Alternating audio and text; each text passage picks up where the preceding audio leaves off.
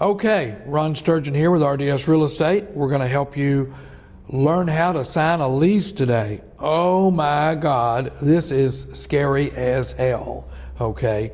So, but you got to do it and you got to understand it, and we're here to help educate you as a potential tenant. We do want you to rent a space from us.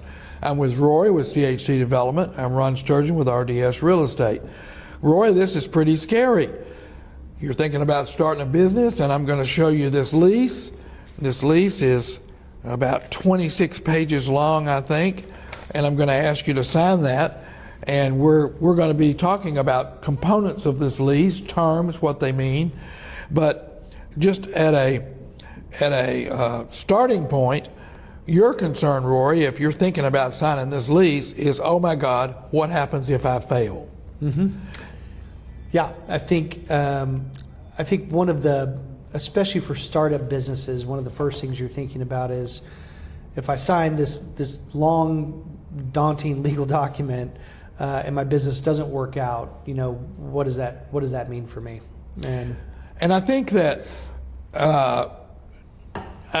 speaking for my own company and for Rory's company, I think you have to, who are you dealing with? We specialize in mom and pops, and we know that some businesses are going to fail. And we put provisions in the lease that allow you to get out of the lease, albeit with a penalty, okay?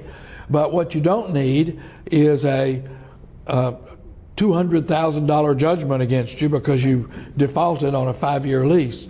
And by the way, everybody wants a big, long 5-year lease, and maybe you don't need a lease that long. Maybe you need options so you can extend the lease, but you don't need the big 5-year lease.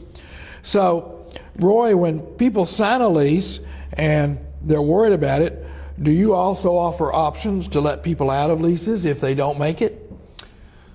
There are a number of conversations that we generally have up front with what happens in the event that the business doesn't work out. Okay, and so my advice to you is ask the landlord, what are going to be my options if my business fails? Okay, and make sure that you're on the same page with your potential landlord and that you understand the ramifications of that. Stay tuned, this is a big topic.